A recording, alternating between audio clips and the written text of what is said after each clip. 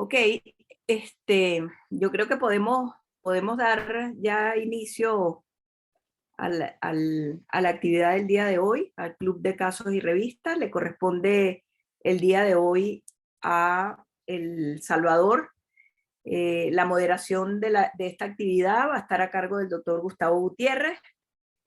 Yo antes de darle la palabra a Gustavo, me gustaría, y bueno, por supuesto el agradecimiento a todos los participantes, tanto residentes como a los profesores invitados. Quería darle la palabra a Gunther, que está conectado como presidente de la sociedad, para que dé algunas palabritas a los chicos. Gunther. Perdón que esté sin cámara, pero tengo problemas de la cámara, no sé por qué. Bueno, estar en estas reuniones que organizas tú realmente es un privilegio porque son de muy alto nivel. Y quiero darle las gracias a todos los participantes hoy día. Sin lugar a dudas va a ser una reunión muy interesante. Espero que todos nosotros aprendamos, porque esto es un aprendizaje constante y permanente. Así que un saludo a todos. Recuerde que los esperamos en Chile 2023, donde todos serán bienvenidos. Pronto habrá novedades, así que prepárense. Saludos a todos. Bueno, entonces, a partir de este momento, Gustavo, tú eres el moderador y coordinador de esta sesión. Te dejo ahora el micrófono a ti y nosotros pues simplemente espectadores. Suerte a todos. Buenas tardes, Ingrid.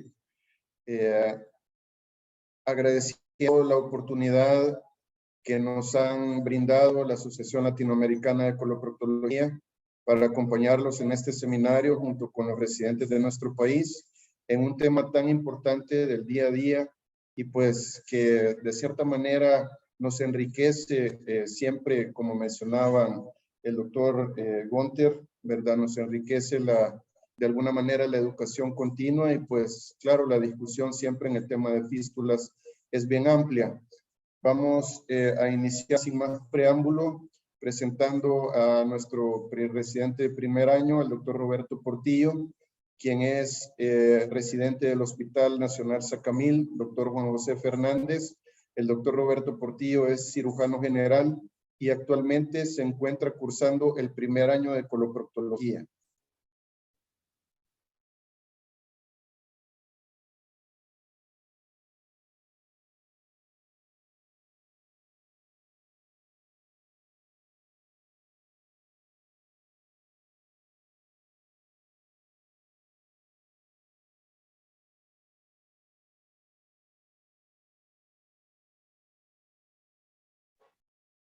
Buenas tardes, ¿se me escucha?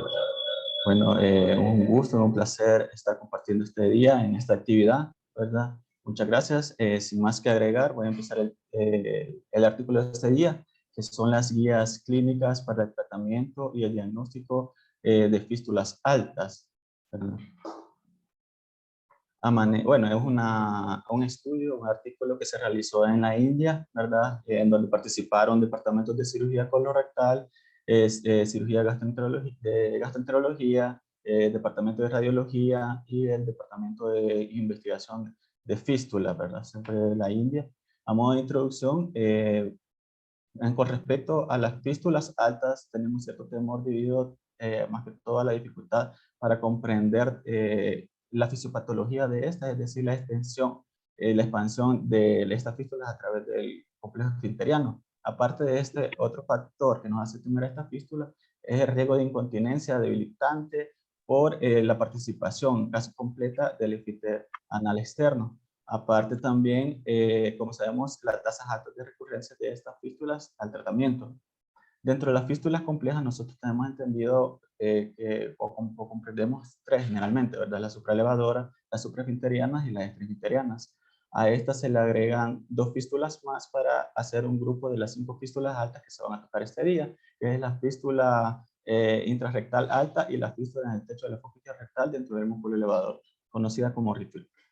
El común denominador de estas fístulas es que son fístulas altas que llegan hasta el músculo elevador, por lo tanto involucran la totalidad del esfínter anal externo, ¿verdad? Entonces, para comprender bien la fisiopatología de este, es importante la comprensión de la anatomía del complejo esfinteriano. Convencionalmente nosotros teníamos entendido de que el complejo esfinteriano se encontraba por una capa externa, que es el músculo del esfínter externo, un espacio interesfintérico, y una capa interna, que es el esfínter interno. Pero con el advenimiento de la resonancia magnética y con mayor experiencia, nosotros hemos podido dilucidar con mayor precisión la anatomía del complejo esfinteriano, teniendo que el músculo circular interno intestinal desciende hacia el complejo esfinteriano para convertirse en lo que es el esfínter interno. El músculo longitudinal intestinal desciende siempre al complejo esfinteriano y pasa a ser lo que es el músculo longitudinal conjunto, y el músculo elevador del ano, que se extiende hacia abajo con los fascículos del músculo esfínter externo, comprendiendo así 3 espacios potenciales en donde se van a extender las diferentes fístulas, teniendo el espacio interesfinteriano interno entre el músculo del esfínter interno y el longitudinal conjunto, el músculo interesfinteriano, el espacio, perdón, esfinteriano medio entre el músculo longitudinal conjunto y el músculo del esfínter externo, y el espacio interesfinteriano externo entre el músculo del esfínter externo y la fascia que lo recubre. Así nosotros podemos tener una mejor comprensión de por dónde se pueden extender y dirigir diferentes tipos de fístulas. Así, teniendo la fístula supraelevadora, que se va a extender a través del espacio interesfinteriano medio hacia arriba, sobre el músculo elevador del ano. Al igual que la anterior, la fístula supraesfintérica también se va a dirigir por medio de este espacio, pero a diferencia de la anterior, va a atravesar lo que es la unión entre el músculo elevador del ano y el esfínter externo, pasando o proyectándose a través del espacio rectal.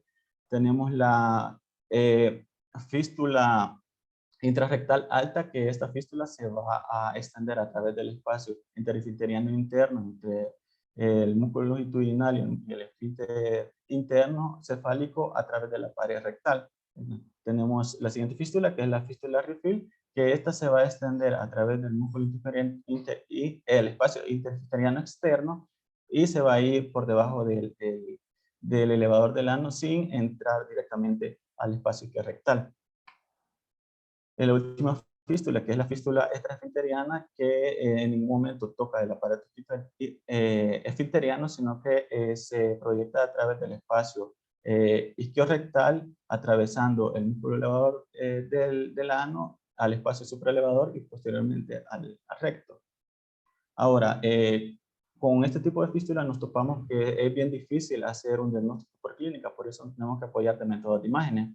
A la cabeza, la resonancia magnética y la ultrasonografía, que nos permiten identificar tanto el orificio externo como el trayecto primario. Sin embargo, la resonancia magnética tiene ventajas sobre la ultrasonografía, en que nos puede ayudar a identificar trayectos secundarios, aparte de diferenciar claramente entre las fístulas anteriormente mencionadas. En cuanto a la detección de patologías secundarias, dentro de todas las fístulas complejas, altas, están bastante asociadas a patologías, principalmente a la enfermedad de Crohn y la tuberculosis. Por ende, en áreas donde haya una mayor incidencia de enfermedad de Crohn, está indicada la colonoscopía, y en áreas endémicas de tuberculosis, la PCR, para disminuir la refractariedad al tratamiento, identificar bien estas patologías asociadas. La metodología utilizada para esta guía se realizó una búsqueda, bueno, con los motores de búsqueda Medline, PubMed, Embase y la base de datos de Cochrane. Las revisiones fueron recopiladas desde enero de 1975 hasta septiembre de 2021.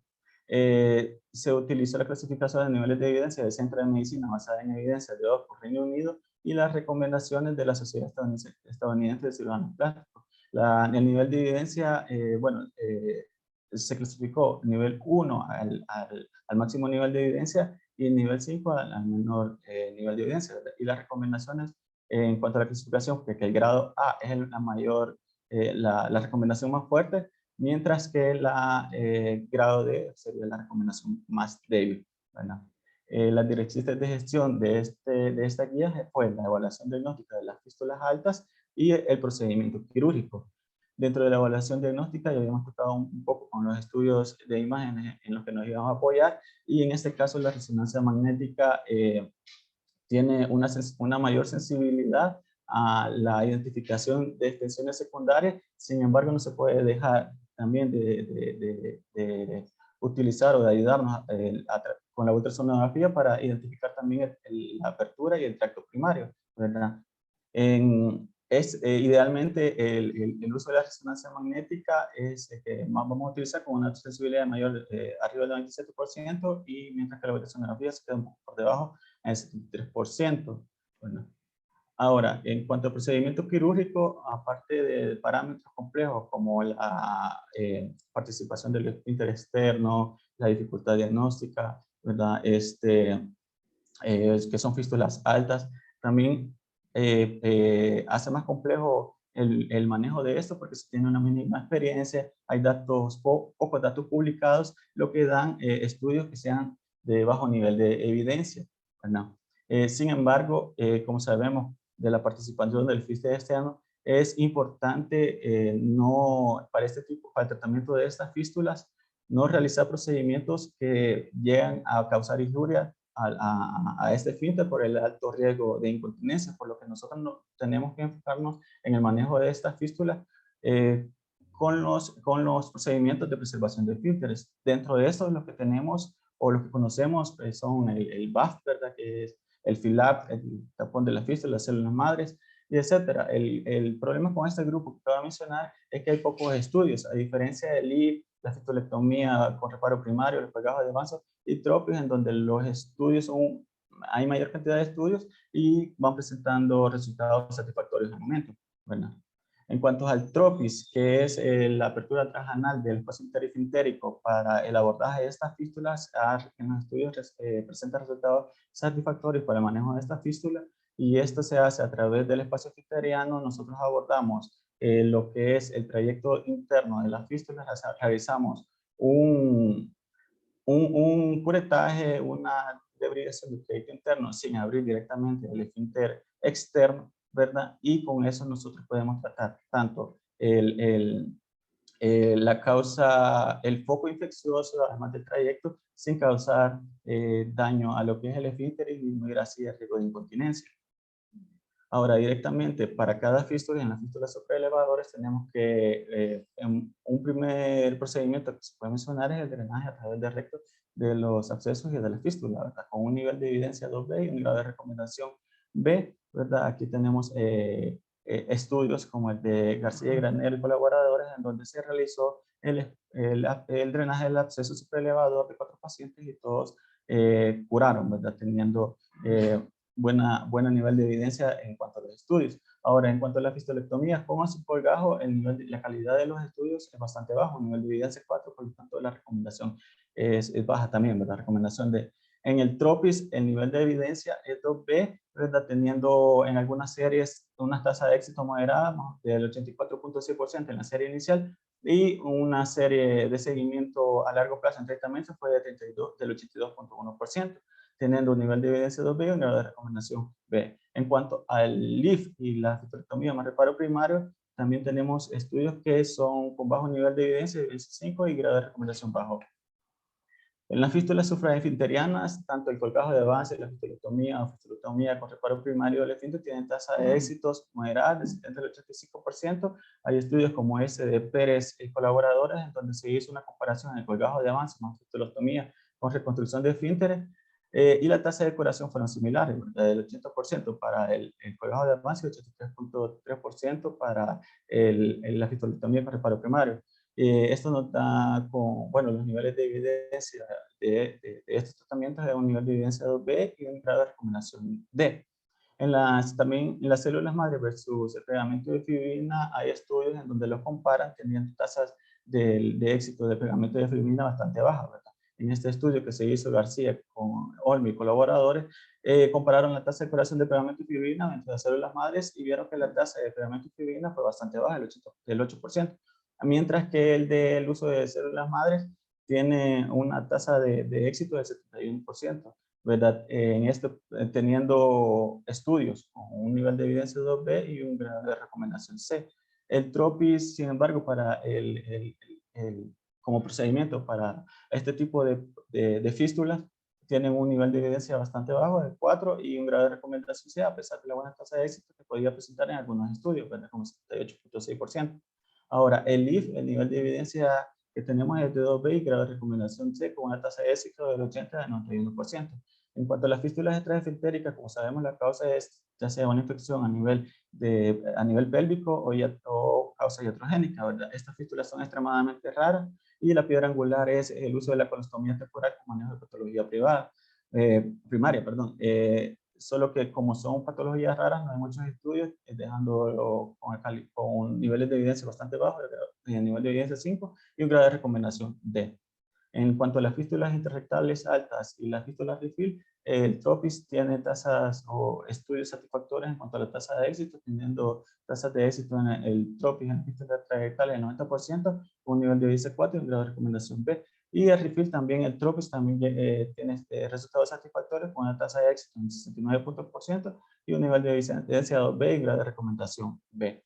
Como conclusión, dentro de este grupo de fístulas altas que comprometen hasta el músculo elevador del ano y involucran casi toda la totalidad de esfínter, debido a la dificultad diagnóstica, nosotros vamos a requerirnos apoyarnos de estudios de imágenes para poder delinear con precisión el trayecto de esta fístula y poder abordarlas adecuadamente. Las fístulas altas que comprometen el esfínter anal externo, casi en la totalidad de se debe evitar el uso de procedimientos de corte de esfínter como fistulectomía o fistulostomía o setón de corte, ¿verdad? En estos casos se debe realizar procedimientos de preservación de esfínteres como TROPIS y LIF, que han mostrado tasas de éxito considerablemente buenas para este procedimiento de esta fístula.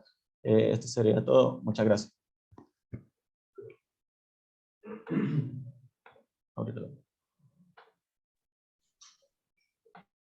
Muchas gracias, doctor Portillo. Excelente presentación.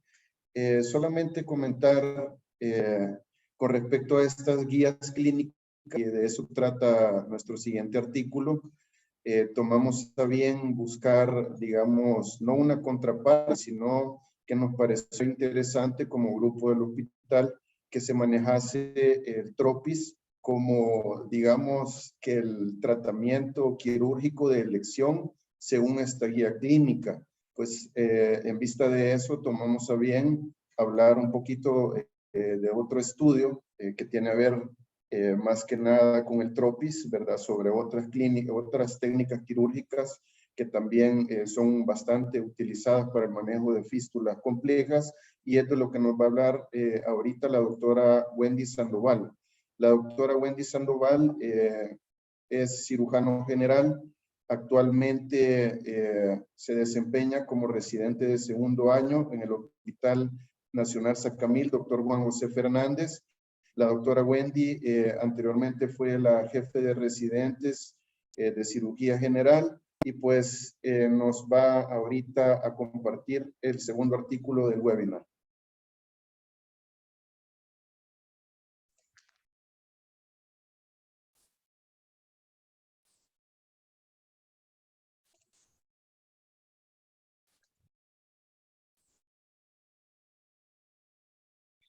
Buenas tardes. Buenas tardes a todos. A continuación vamos a hablar acerca de un artículo publicado en el 2021 realizado en el primer hospital universitario de Jilin, Changchun, China, en donde se establecía cuál era un método nuevo que se podría utilizar para el tratamiento de fístulas anales complejas, en donde se daba la combinación de la apertura del espacio interesfintérico TROPIS, más esto en conjunto con el uso de ultrasonido endoanal transoperatorio. Este es un estudio retrospectivo que tomó como muestra 48 pacientes con fístula anal compleja, todos sometidos a este procedimiento combinado que tiene dos momentos, un momento prequirúrgico en donde se evaluaban, estudiaban los pacientes, y el momento postquirúrgico y transquirúrgico.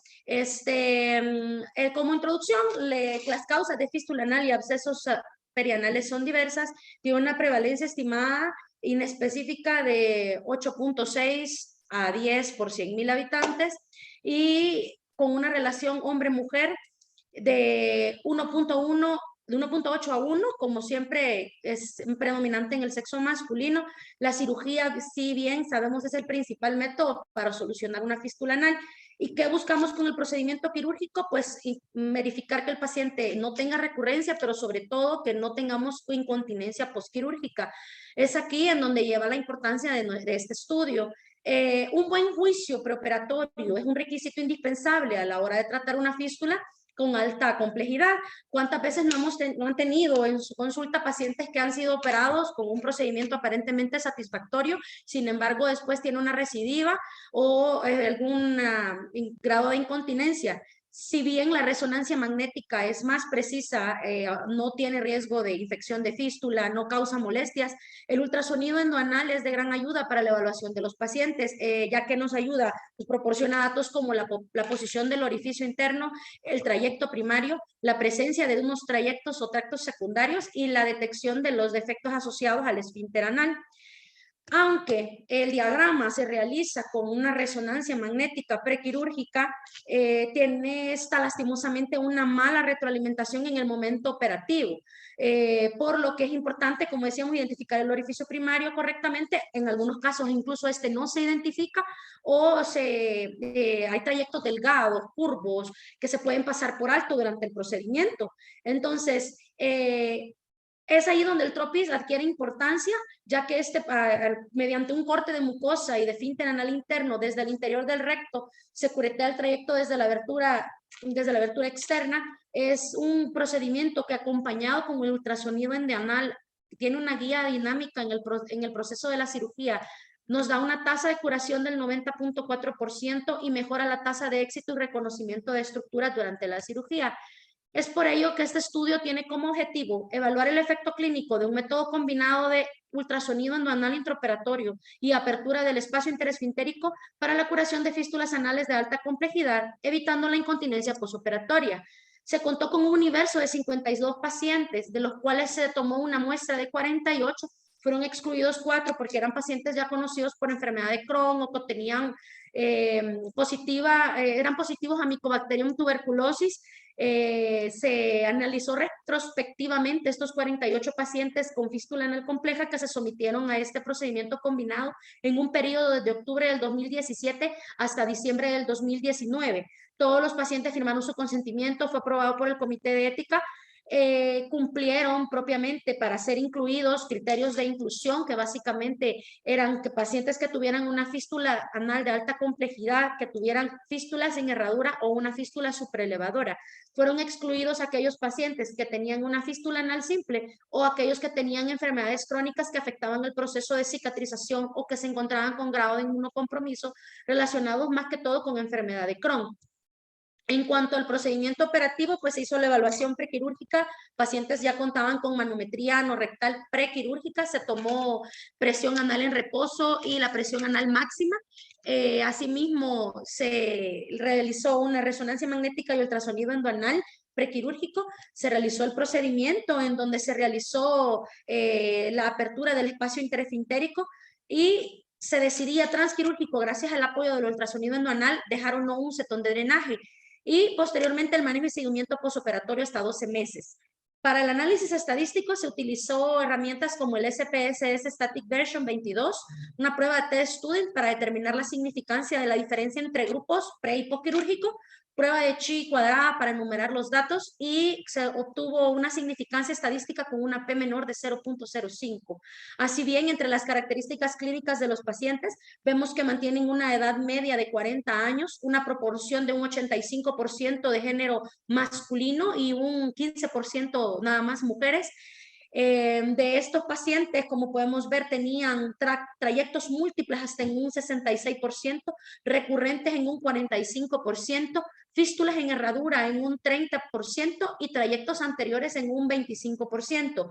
De los pacientes estudiados, solo un 60% estaba asociado su fístula a un absceso y el 20% tenía fístulas extraesfintéricas. Asimismo, de los 48 pacientes, tuvo una curación completa de un 87%, que equivale a un 42 de 48 pacientes. 4 de ellos no lograron la curación y 2 pacientes tuvieron una recidiva. Estos 6 que no tuvieron la curación se sometieron a un segundo tiempo quirúrgico y lograron 3 de ellos la cicatrización completa sin recidiva al seguimiento de 12 meses. Por lo tanto, se obtuvo una tasa de curabilidad total de 45 pacientes, que equivale al 93.8%.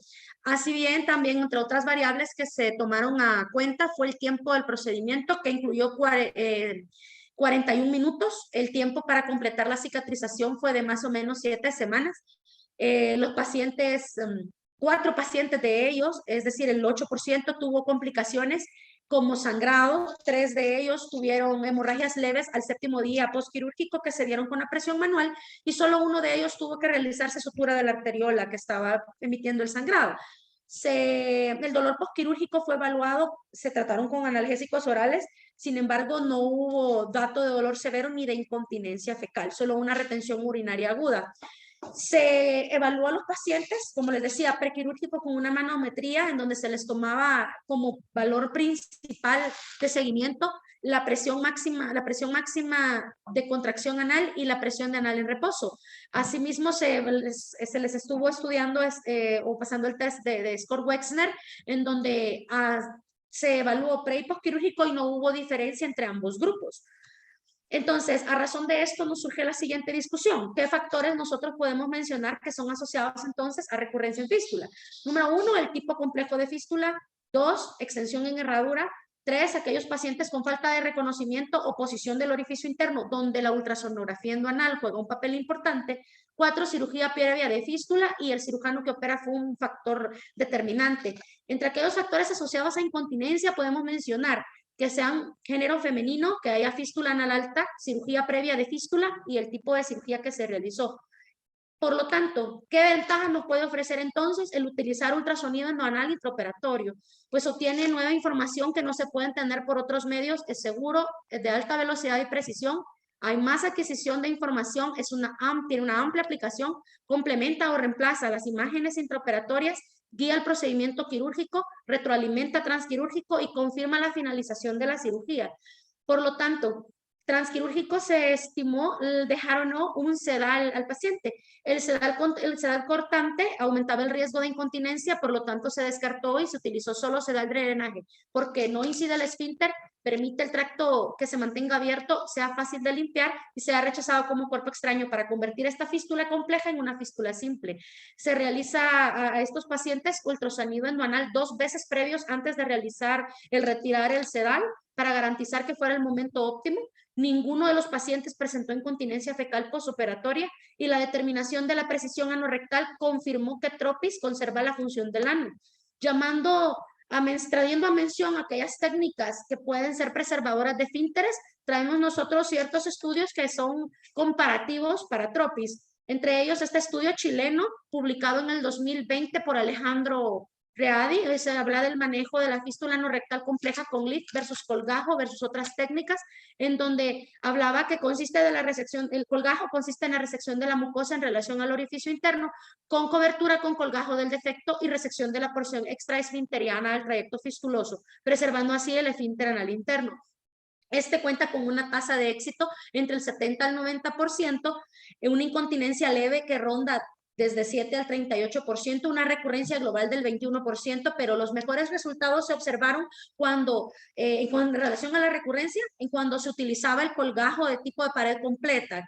Tuvieron una recurrencia de 7.4 en comparación con otros, como por ejemplo el colgajo parcial con 19% y el de mucosa de 30%.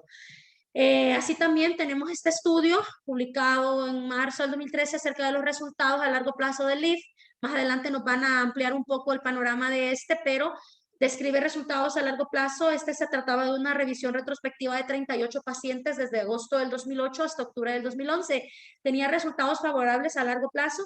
Los tractos largos afectan negativamente a la cicatrización de los pacientes con fístula, entonces pueden ocurrir fracasos de forma tardía, hasta 12 meses después de la operación, pero con LIF se miraba que es una técnica apropiada también. Asimismo, para ir finalizando, el último estudio es un estudio que combina lift plug, en donde se utiliza siempre en la ligadura del trayecto de la fístula interesfinteriana con un tapón bioprotésico de fístula anal, para la fístula anal. Entonces, este es un estudio nuevo, esta es una implicación nueva que analizó retrospectivamente 78 pacientes con fístula perianal transesfinteriana. Se manejaron mediante la técnica de lift plug desde marzo del 2014 hasta octubre del 2016. Lo describen como un procedimiento simple, con una alta tasa de curación, mínima invasividad, curación rápida y no tiene alteración de la función anal. El procedimiento ideal, según este estudio, para un procedimiento de fístula transesfinteriana. Sin embargo, este estudio estudiaba 75 pacientes. Estos tuvieron un 96% de tasa de curación a 16 días postquirúrgico, con un tiempo quirúrgico para los expertos de este estudio de 25 minutos. Solo 2 pacientes tuvieron recidiva, que se dio porque expulsaron el tapón mucoso, según las conclusiones del estudio, a los 7 días postquirúrgico. Solo un paciente tuvo absceso perianal y pérdida de la continencia fue solo en 3%. Entonces, para concluir todo este consolidado, podemos decir que TROPIS, la apertura del espacio interesfintérico, acompañado de un ultrasonido intraoperatorio endoanal, son efectivos en el tratamiento de fístulas anales complejas, con una baja tasa de recurrencia, mantiene buenas tasas de curación y función anal, y puede ofrecer un nuevo medio para otras operaciones. Muchas gracias. Muchas gracias, doctora Sandoval. Excelente presentación. Como hacía mi comentario anteriormente, este tipo de técnica, si bien es cierto, no tan novedosa, pero tiene apenas unos 5 o 6 años de haber sido escrita por el mismo grupo de las guidelines que presentó anteriormente el doctor Portillo. Si bien es cierto, hay bastante tela que cortar sobre las otras técnicas que menciona el artículo, mencionando al TROPIS sobre ellas en este estudio, digamos, de 1 año, más siempre es importante, digamos, que traer la contraparte de lo que anteriormente se hablaba del lift versus el colgado de avance, cuando el lift a final de la década anterior, en los años 2000, comenzó, digamos, que su auge, luego tuvo una decaída, y pues posteriormente se comenzaba ya a hablar más lift versus el colgajo. Por eso tuvimos a bien con el grupo del hospital hablar un poco de lift, dado que es una técnica que siempre se encuentra en auge, ¿verdad? Y pues para eso tomo a presentar a la doctora Jennifer López, que es residente de coloproctología del Hospital Nacional Rosales.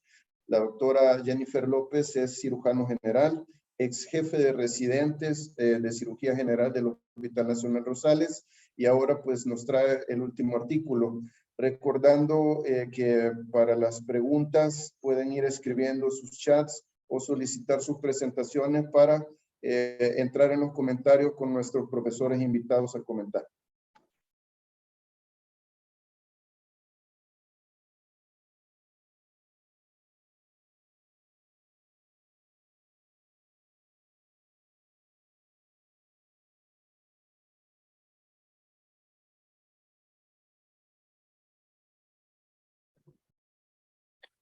Bueno, tengan todos muy buenas tardes. Vamos a continuar con lo que es el manejo de fístulas anales complejas, en el cual se me ha asignado el artículo en el cual se ven las fístulas anales complejas. Es un estudio a largo plazo con el manejo modificado de la técnica LIFT, que sería la ligadura del complejo del tracto fistuloso. Tengo un problema con mi presentación porque no se me está corriendo, permítanme.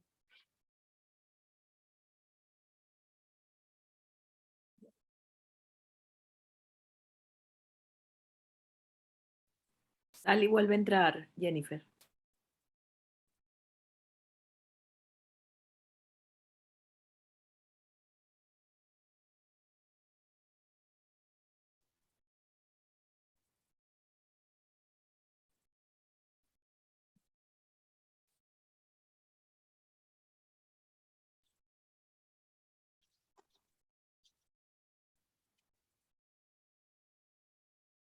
No se me corre.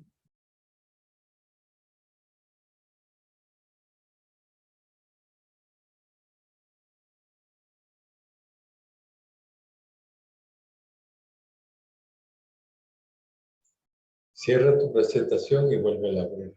Eso es lo más fácil. Ya ella la probó antes y había tenido un problema y se solucionó, pero tranquila, si no, comentan mientras Jennifer logra que corra su presentación.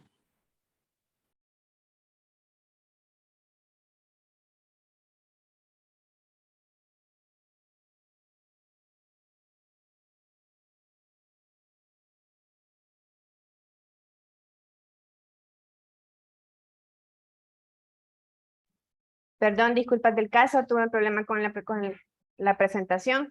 El artículo asignado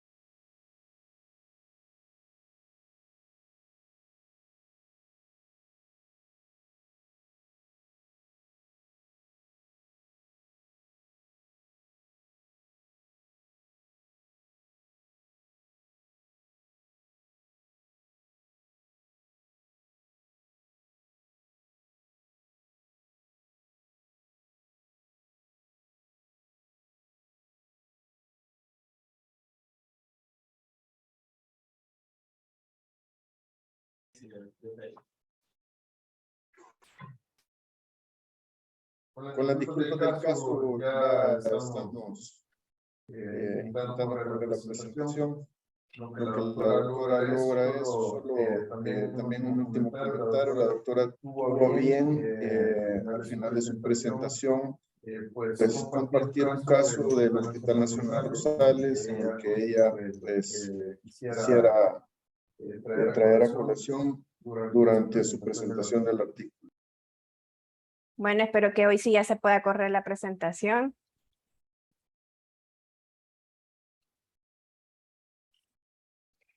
El artículo asignado es acerca de fístulas anales complejas, un resultado a largo plazo de la técnica modificada de la ligadura interefintérica del tracto fistuloso.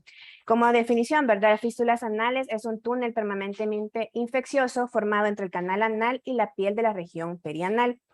La clasificación de Parks nos dice que las podemos clasificar las fístulas en interefintéricas con un mayor porcentaje, un 50%, que nos constituyen las fístulas simples, transefintéricas, supraefintéricas y extraefintéricas, que es un menor porcentaje, pero estas nos tienden a constituir las fístulas complejas, de las cuales vienen toda esta serie de procedimientos o innovaciones en las técnicas quirúrgicas que se puedan tener para corregirlas.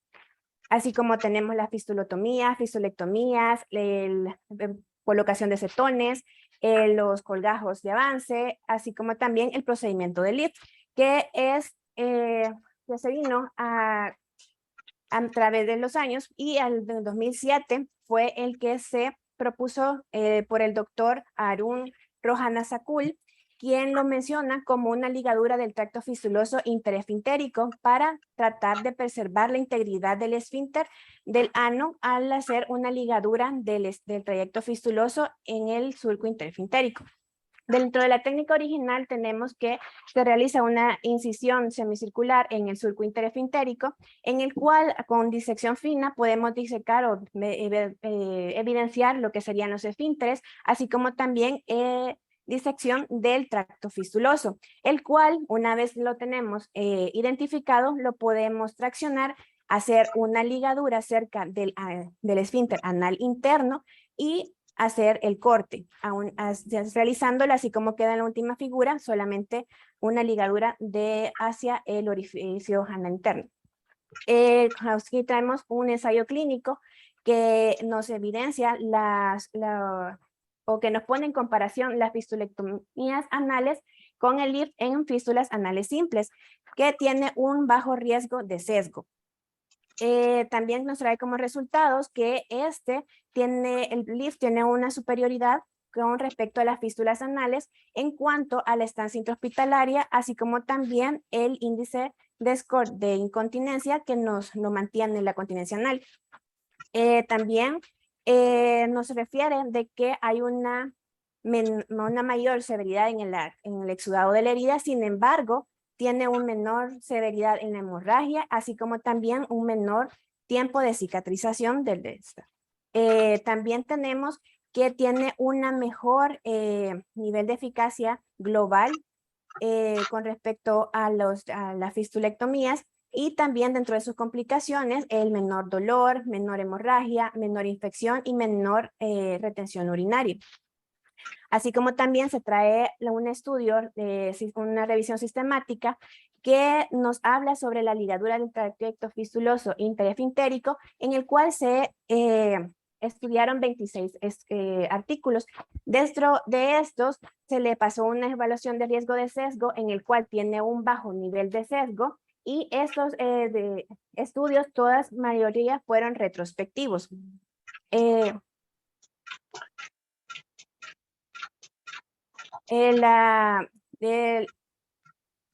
Con respecto a la tasa de éxito, tenemos una tasa de éxito hasta el 76%, con una vigilancia del paciente de hasta 16.5 meses. También tenemos que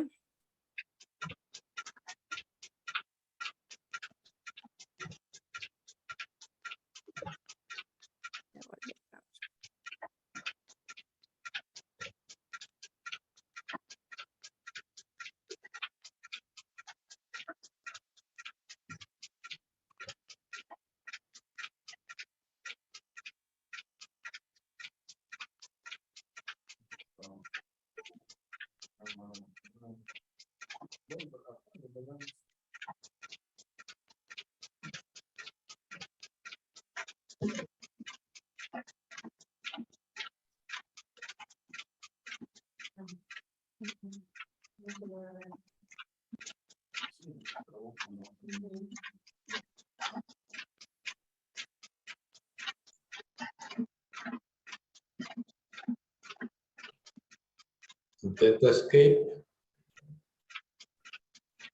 disculpas del caso que cuando tengo la cámara encendida, la presentación no me corre, así que por eso voy a dejar la cámara apagada.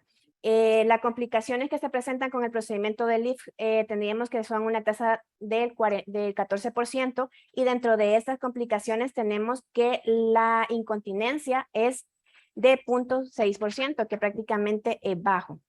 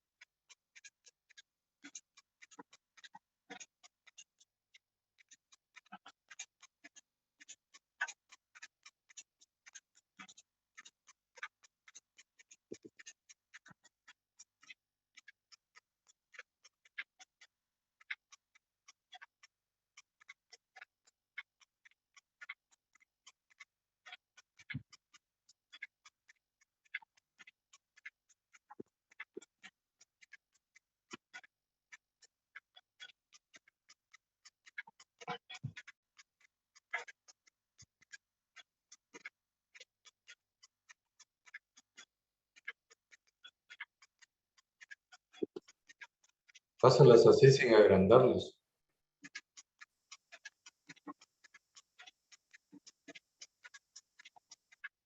Disculpas del caso, ¿verdad? Entonces, con la tasa de complicaciones tenemos que son 14%. Dentro de las complicaciones presentadas es la incontinencia fecal con un 0.6%.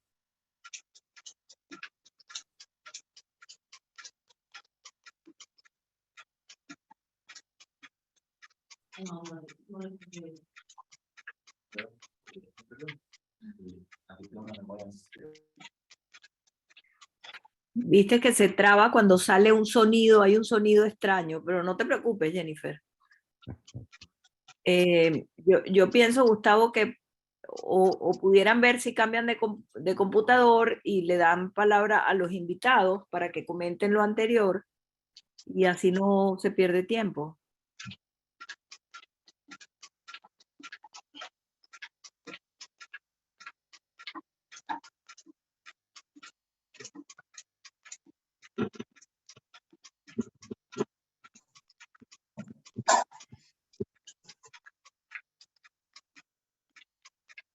En lo que terminamos de solventar los unos cuantos minutos que faltan de la presentación de la doctora López, vamos a iniciar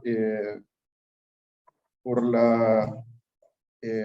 honor al tiempo, vamos a iniciar con los comentarios de nuestros profesores invitados para este día. Vamos a comenzar presentando al doctor Rodrigo Azulas, quien es actualmente jefe del equipo de coloproctología del Hospital Clínico de la Universidad de Chile, profesor asociado de cirugía. Y también va a estar en los comentarios el doctor Jorge San José Gómez, quien actualmente se encuentra en el servicio de coloproctología del Instituto Guatemalteco del Seguro Social. Doctor Azolas, no sé si gustaría darnos unos primeros comentarios de los artículos ya hablados. Sí, bien, las presentaciones buenas.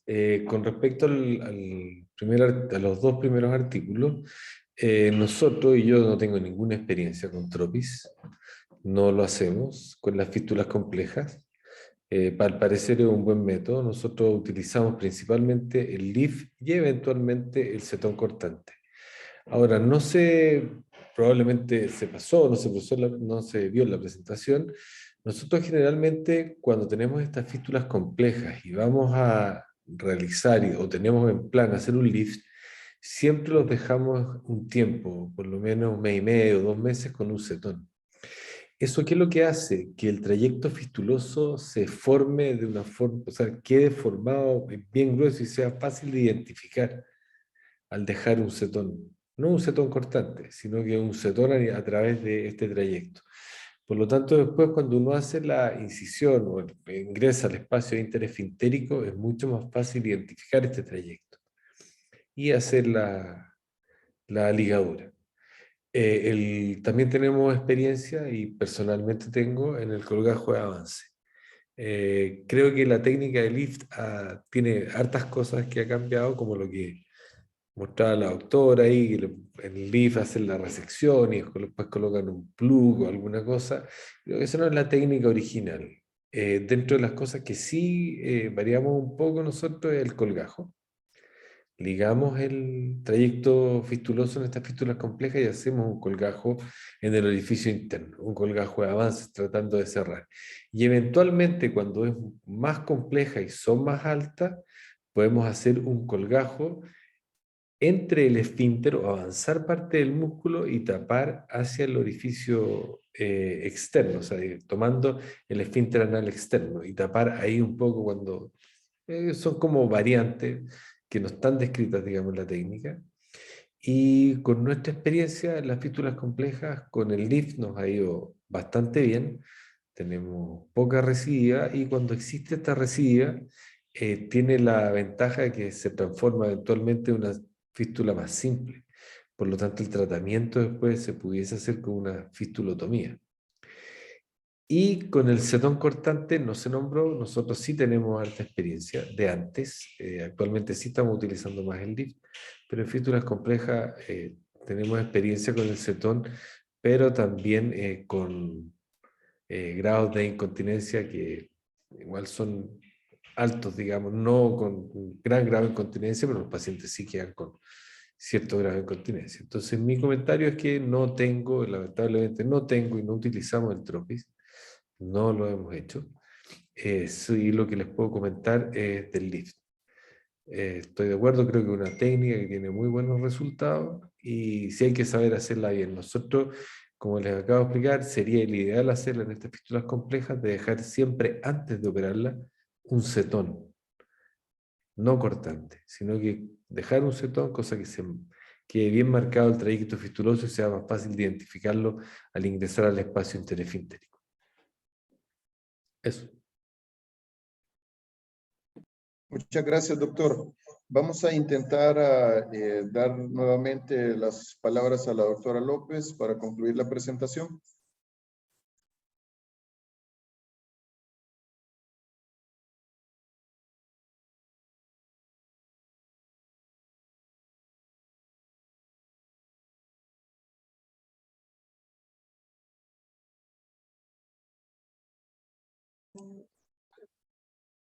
Ok, voy a continuar. Voy a continuar con donde me quedé, acerca de la revisión del artículo que reptaba un ensayo clínico sobre la diferencia entre el LIFT versus fistulotomía en fístulas anales simples. Creería que me quedé ya explicando la revisión sistemática, que tenía 26 artículos, en el cual tenía una evaluación de riesgo de sesgo muy bajo. También que todos los artículos que fueron incluidos en esa revisión fueron retrospectivos. También que los resultados en el procedimiento del LIFT, tenemos una tasa de éxito de hasta el 76% con un seguimiento de los pacientes de hasta 16.5 meses. También dentro de las complicaciones para este tipo de procedimiento tenemos que se presentan en un 14%, dentro de estas la incontinencia fecal con un porcentaje de 0.6%, prácticamente muy bajo porcentaje de incontinencia. El artículo en mención nos habla acerca de una modificación a la técnica de la ligadura de tracto fistuloso interefintérico. Dentro de esto tenemos que el paciente lo colocan en posición jackknife bajo anestesia raquidia, haciendo utilización de la resonancia magnética para la caracterización del trayecto fistuloso, en donde se introduce un estilete metálico a través del orificio fistuloso externo para mejor identificación de este, o si no se tiene, se podría utilizar el peróxido de hidrógeno con irrigación a través del trayecto fistuloso. Se realiza la ligadura de este trayecto con en dos puntos, con 1 centímetro de distancia uno de otro, en el cual se hace la ligadura con bicril 2,0, en este estudio así lo realizan, y realizan un corte y sección del mismo segmento, así como también se maneja el orificio externo con cauterización sin obstruir el drenaje de este. Los pacientes son despachados al día siguiente con una dieta rica en fibra, abundantes líquidos y realizan baños de asiento 2 veces al día, con un seguimiento de los pacientes a la semana 3, 6, 9, 12 y a los 15 meses. La metodología utilizada, este es un estudio de serie de casos retrospectivo que fue realizado en el Hospital Sisli et al. En Estambul y Turquía en el periodo de enero 2013 a enero 2018, en el cual participaron 56 pacientes. Dentro de los criterios de inclusión utilizados fueron pacientes de 18 años con diagnósticos de fístulas anales complejas y pacientes que no tenían a través de resonancia magnética caracterizada su fístula, pero que habían aceptado someterse al procedimiento de LIFT modificado. Los criterios de exclusión: pacientes que sí tienen una fístula anal compleja, pero son secundarias a enfermedad inflamatoria intestinal o neoplasias, o que no autoricen la realización de dicho procedimiento. Se pasa una escala de validación al estudio, en el cual podemos ver que tiene una baja nivel de sesgo. Dentro de los resultados de este, tenemos que de los 56 pacientes estudiados, en su mayoría son hombres, con un 66.7%, en una edad promedio de 41 años, identificándose 3 tipos de patologías mayormente. Las fístulas transefintéricas altas con un 58.92%, las interefintéricas altas con una tasa de 39.3% y los abscesos en herradura, que fueron solamente un paciente. Dentro de la longitud del trayecto fistuloso tenemos que va desde 1.5 hasta 9 centímetros con un promedio de 3.54 centímetros. Así como también a 3 pacientes fue necesitado utilizar un cetón preoperatorio. 7 de los pacientes tuvieron una historia de un drenaje de absceso previamente y 7 pacientes recurrieron. De estos 7 pacientes, lo factible que se vio que el trayecto, en vez de ser una fístula anal compleja, la convirtieran en interefintérica con trayectos cortos, y que a la hora de realizar su corrección no había mayor transgresión a nivel de los esfínteres. Entonces, las que utilizaron escalas de medición de la continencia, la utilizaron la clínica Cleveland, y la manometría anal, tanto antes de la cirugía, así como también 6 meses posteriores, en lo cual no se encontró mayor diferencia en las presiones, tanto en reposo con la presión máxima, y entre los dos estudios. de todos los procedimientos realizados fueron 61. ¿Por qué? Porque 4 pacientes tuvieron que realizarle más de un procedimiento de lift. Tuvimos que a 3 pacientes se les realizaron 2 lifts por fístulas transesfintéricas y a un paciente le realizaron 3 procedimientos de lift por fístulas transesfintéricas. Los factores en relación a la cicatrización que vieron influidos en este estudio encontraron la complejidad de la fístula, la innecesaria manipulación en el campo quirúrgico, las comorbilidades propias del paciente, la experiencia de los cirujanos en el procedimiento de lift y que el paciente tuviera cirugías previas, así como también factores reportados que afectan al procedimiento, incisiones pequeñas y profundas, una ligadura inadecuada del trayecto fistuloso hacia el lado del esfínter anal interno, trayectos demasiado finos, inmaduros o profundos o muy gruesos. Si bien es cierto, esta es una serie de casos, el artículo que se ha investigado, pero nos trae como conclusión que el procedimiento del lift modificado para fístulas anales complejas nos las convierte en fístulas anales simples que tengan una menor riesgo de lesión infectérica a posterior.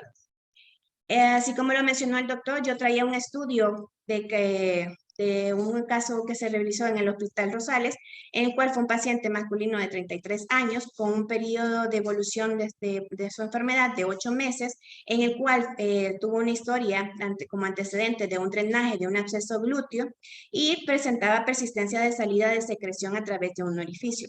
Él consultó en un hospital periférico, donde le realizaron un fistulograma, el cual se evidencia acá, realizado en otro centro hospitalario, y con ese estudio nos lo mandan a nuestra institución, en donde logramos evidenciar de que el paciente tenía 2 orificios secundarios, así como también lo podemos ver en el fistulograma, y un orificio estaba más o menos a 1 centímetro del margen anal y el segundo estaba a más o menos 6 centímetros del margen anal. El paciente, dentro de los estudios que nosotros podemos realizar en la institución, tenemos la ayuda de la ultrasonografía endoanal, en la cual a través con irrigación de agua oxigenada pudimos identificar el trayecto fistuloso, en el cual podemos ver en la figura de arriba que se evidencia que se pinta la imagen, a nivel del canal anal medio. También que realizamos la incisión a nivel del surco interefintérico, identificamos lo que es el trayecto fistuloso y que logramos evidenciar de que a pesar de que eran 2 orificios, ambos orificios tenían la misma desembocadura. Se realizó la ligadura del trayecto fistuloso, colocamos siempre con bicril ceros separados más o menos 1 centímetro uno del otro, hicimos doble ligadura a nivel del orificio anal interno, ¿verdad? Porque el orificio lo consideramos que estaba grueso y era ancho. Entonces se hizo la ligadura, posteriormente se hizo el corte, se hizo el cierre de la lesión al orificio número 1, lo que hicimos una fistulotomía. El orificio secundario que estaba a nivel del glúteo se hizo una fistulectomía parcial y como se mira en la tercera imagen, ahí es donde se hizo se dejó prácticamente el orificio abierto para que pudiese haber drenaje por él mismo. Y esa sería mi presentación con ustedes. Para eso.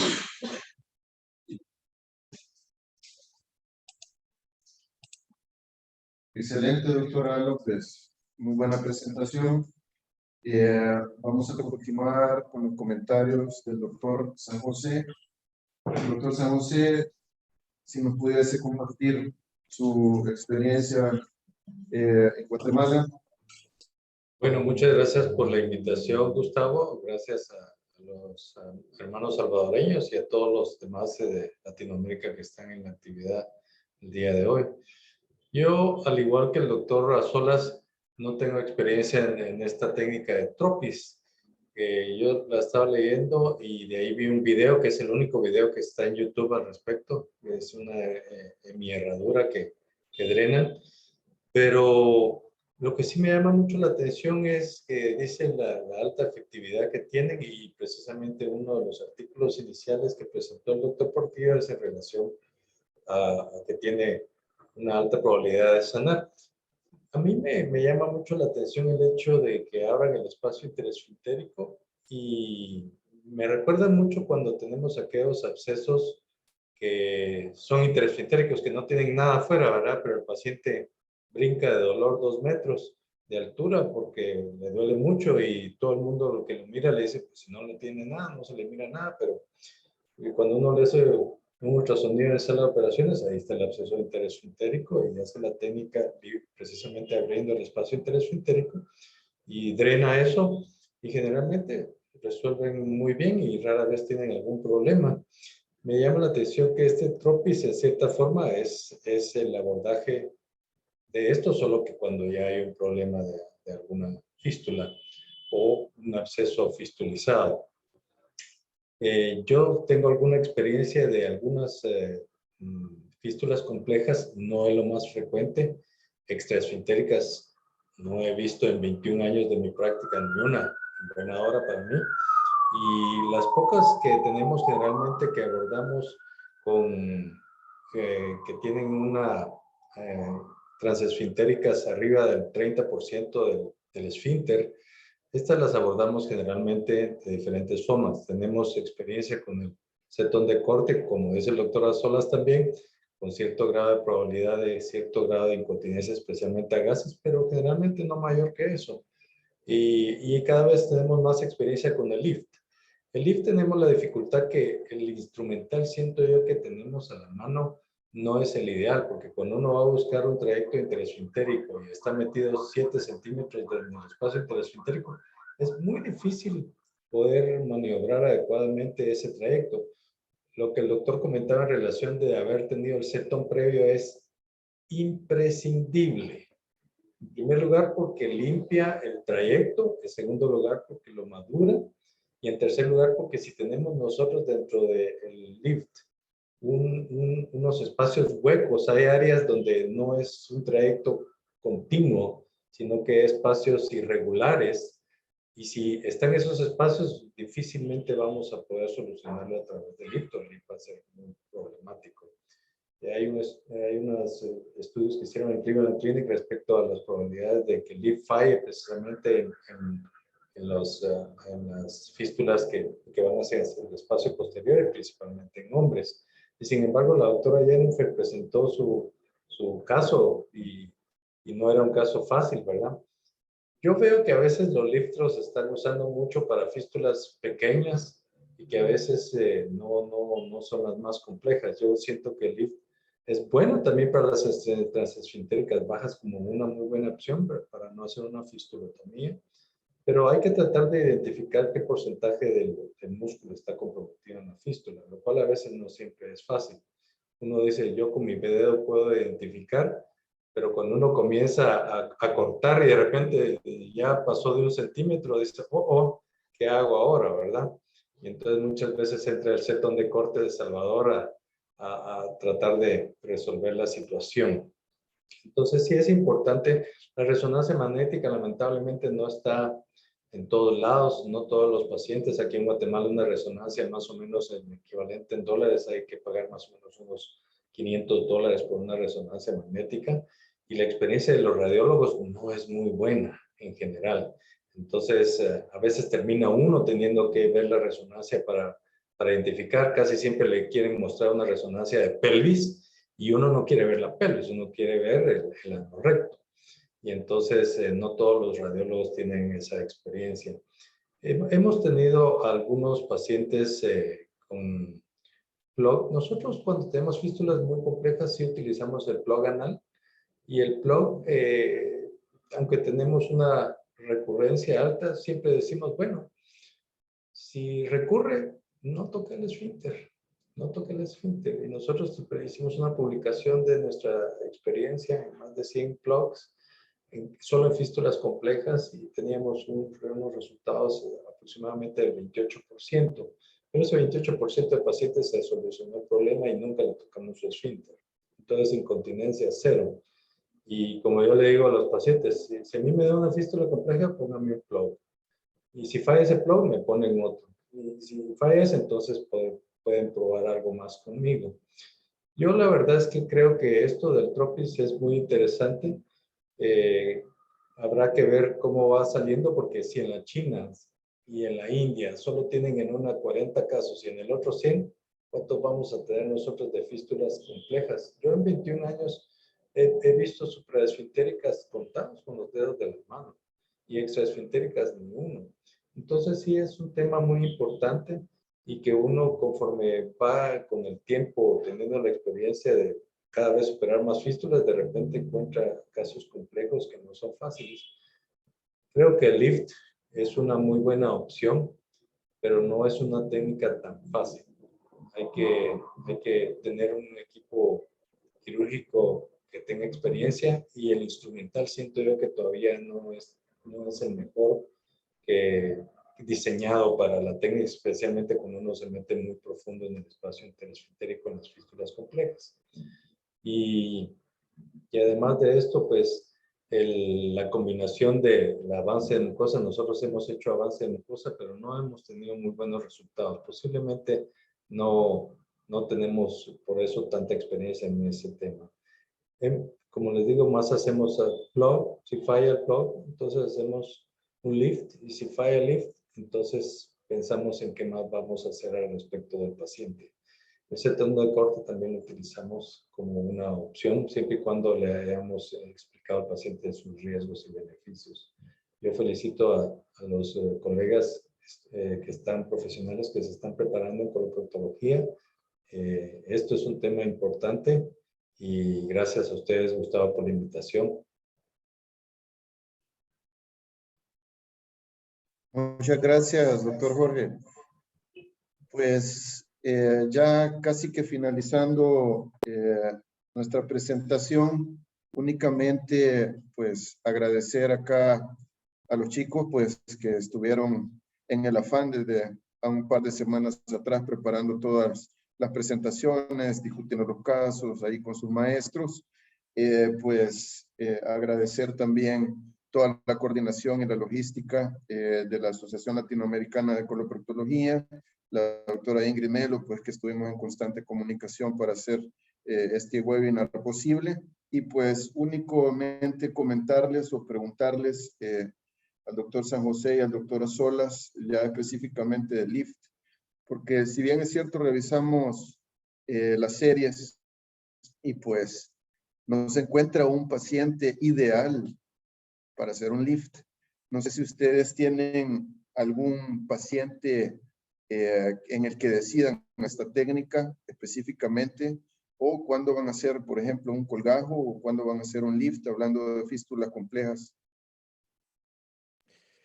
Yo personalmente, el lift, fístulas realmente que son complejas. Bueno, como decía el doctor, la resonancia sí nos va a dar más o menos el trayecto, cómo va. Nosotros contamos, por suerte, en el hospital y en la clínica con la endosonografía. Y la endosonografía con agua oxigenada y con la visión 3D se puede ver más o menos cuánto se compromete de esfínter. Y yo creo que ahí está la decisión. A veces, claro, nos dicen que compromete mucho esfínter y en la realidad, al pasar el estilete, no compromete mucho y de acuerdo a eso se puede tomar la decisión de hacer un cetón cortante o simplemente hacer un colgajo. Nosotros con los colgajos en fístulas que no son muy altas nos ha ido bastante bien. Tratamos, eso sí, de no hacer un colgajo mucoso, hacemos un colgajo músculo, o sea, con músculo y parte de la mucosa, o sea, soltar un poco más y que llegue bastante bien a obliterar el orificio interno de la fístula. Y sacamos eventualmente el trayecto fistuloso siguiendo y respetando el esfínter.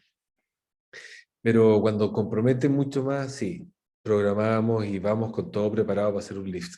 Como dice el doctor, hay que tener ciertas cosas. Una de las cosas importantes para abordar bastante bien el espacio interesfintérico es tener un separador long start de eso, en el ano que separe bastante bien, y eso da además la tensión al momento de entrar al espacio interesfinteriano, donde uno puede identificar muy bien el esfínter anal externo y el interno. Entonces, cuando vamos a hacer un lift, nos preocupamos de tener eso. Y lo demás, bueno, con un fármaco uno puede llegar un poco más arriba, pero tener esa tensión y esa exposición, digamos, del ano con un separador de long star es bien importante cuando uno quiere hacer un lift. Y eso, ¿qué más? No sé qué más le puedo agregar. Nosotros nos preocupamos de eso. Si va a ser una fístula compleja, y vamos a hacer un lift, vamos preparados con eso. Eventualmente en el pabellón uno puede que no se encuentre que comprometa tanto esfínter y probablemente con un colgajo y eventualmente con un cetón cortante se puede solucionar. Pero el lift es una buena técnica, creo yo, para fístulas complejas y como salió en el último artículo, ya nosotros hemos tenido por lo menos unos 3, 4 casos de lift que cuando recidivan se hace interesfintérico y más bajo el orificio externo y se puede hacer una fistulotomía. Entonces, también tiene esa ventaja. Eso. Ok, doctor San José. Sí, respecto al lift, y nosotros la dificultad que hemos tenido, no sé, Rodrigo, cómo han hecho ustedes, pero a nosotros específicamente los separadores para meterse uno dentro del espacio interesfintérico, no hemos encontrado uno que sea lo suficientemente largo y angosto como para poder entrar y no estorbar para que uno pueda disecar adecuadamente. Y el otro problema que hemos encontrado es que nunca hemos logrado tener un ángulo recto que tenga esta parte suficientemente larga para aquellos casos en los que el trayecto está sumamente profundo. Estoy hablando cuando uno está metido ahí 5, 6, 7 centímetros adentro del espacio interesfintérico. Y esas son las dificultades que a veces encontramos, pero los casos sí existen y muchas veces, como dice el lector, de repente uno cuando entra dice, no, este no es para lift, sino que lo puedo hacer otra técnica. Y sí, hemos tenido también recidivas de los pacientes con estos lifts donde sí caen a una fístula interesfintérica y les hemos hecho una esfinterotomía y con eso se ha resuelto el problema sin dañar el esfínter externo, que es el propósito al final de no alterar mayormente la continencia.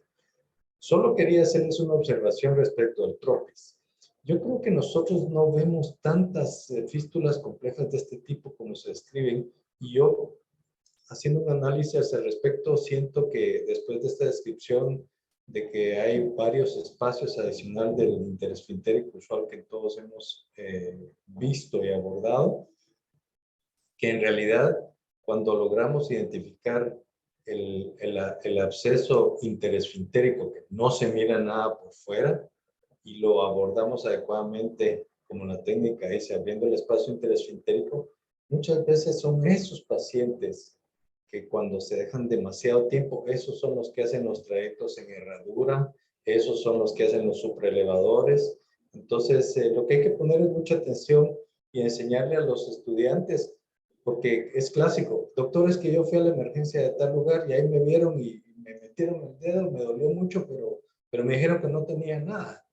Y como no le miran nada por fuera, no le miran eritema, no le miran dolor, calor, no hay una masa y todo está por dentro. Entonces, muchas veces personas que no tienen mucha experiencia, pues no piensan en que es un absceso interesfintérico. Y yo sospecho que muchas de estas fístulas complejas precisamente es ahí su origen. Algo que se ha dejado pasar por alto durante suficiente tiempo para que se formen cosas raras. Gracias nuevamente por la invitación. Muchas gracias, doctor. Nosotros en el Hospital Nacional Sacamil, casi que la mayor parte de los casos los abordamos con un cetón de drenaje y realmente la experiencia que se tiene pues es bastante buena en cuanto a que digamos es más resolutiva e incluso si el paciente presentase digamos una recidiva pues tiene a bien poderse resolver fácilmente con una fistulotomía conforme también ha sido expuesto en los artículos presentados ahora este día. Yo me formé utilizando bastante cetón cortante, mas sin embargo mi experiencia actual con el cetón de drenaje pues es bastante buena, tanto en el ámbito, digamos, institucional, así como en el ámbito privado, pues sí hay bastante. Como bien están acá los comentarios acá de nuestros panelistas, pues quisiéramos ya para ir terminando únicamente un par de comentarios de las personas que estuvieron acompañando las ponencias.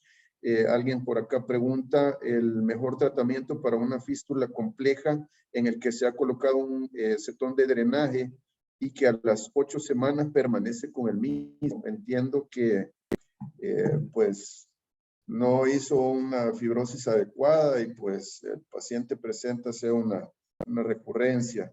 De ahí pues tenemos comentarios acá, pues mucha gente hablando bastante bien sobre el LIFT en cuanto a fístulas complejas, ¿verdad? Y también tenemos acá el doctor Latif hablando un poco de los colgajos de avance, que se necesita tener cierto entrenamiento. Ahora bien, siempre, como bien intentamos con nuestros residentes, manejar su Biblia de identificar el sitio interno, identificar el trayecto y pues causar la menor injuria en cuanto a la contractilidad o al esfínter, pues es, digamos, que lo que se tiene que llevar los residentes, ¿verdad? Y pues irse habituando con todas estas diferentes técnicas, pues para que en su práctica, ¿verdad? Cuando ellos ya estén formados, pues escoger en base a lo aprendido, en base a lo estudiado, pues la mejor técnica para su futuro.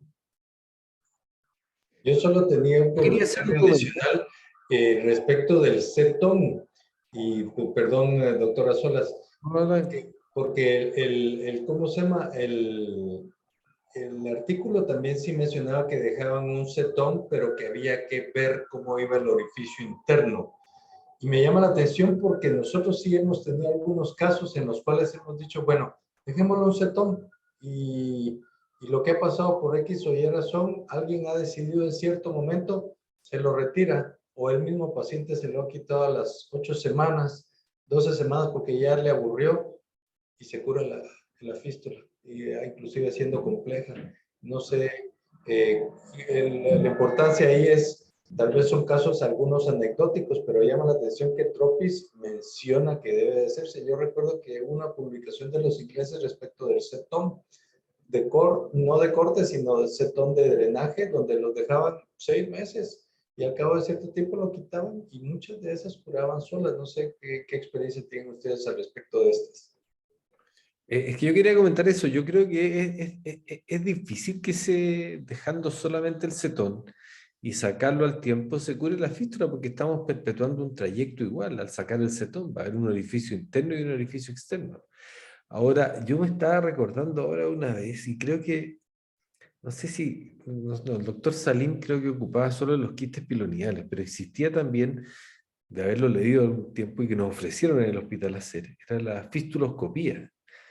Dejar el cetón, dejar el trayecto, que probablemente se parece al Tropis, y a través de un fistuloscopio pequeño, eso es lo que comentaban, curetear ese trayecto. Lavarlo, dejarlo y ahí dejar al paciente sin el cetón, y que tenía una tasa de éxito elevada, no, cero experiencia, solamente lo que escuché y lo que he leído. Eso fue hace unos 5 o 6 años atrás que nos ofrecieron hacer, pero creo yo que el dejar el cetón mucho tiempo y sacarlo, no veo la fisiopatología de por qué tendría que cerrar. Si yo al dejar el cetón y sacarlo sin tratar el orificio interno, la fístula se debería perpetuar. Porque aunque esté limpio el trayecto y tener el elástico en algún momento, va a entrar algo de deposición o algo en ese trayecto que lo va a hacer inflamar y va a volver a hacer la fístula. Por eso, el dejar el cetón yo lo tengo súper claro como para hacer una cirugía después, y en todas estas patologías raras, no raras, pero el Crohn perineal o tuberculoso, es que uno quiere que no se abscede. Al uno no querer que se abscede nuevamente esa fístula, puede dejar un cetón porque va a seguir drenando siempre. No va a formar el absceso. Pero como tratamiento de una fístula compleja, de verdad yo no lo hago, y no me queda muy claro de que pudiese resolverse. Eso, un comentario. Por eso digo que va a haber que esperar los números y tendrá que ser libre de los estudios de esto, probablemente de la India y de la China, donde hay mucho volumen, porque ellos son los que produjeron estos papers de 40 pacientes, 100 y pico de pacientes, y nosotros, en nuestra población, nosotros atendemos aquí más o menos 3 millones de personas en el Seguro Social, y el porcentaje de fístulas complejas que tenemos es bien bajo, en buena hora, digo yo, para nosotros y también para los pacientes. Y como le digo al doctor, unos cuantos casos anecdóticos de que el paciente él solito o algún familiar le dice, ¿para qué tenés esto aquí? Se lo cortó y se lo quitó y cuando regresaron ya no tenía la fístula. Ya no. ¿Se va a reactivar después? Eso es lo que no sabemos.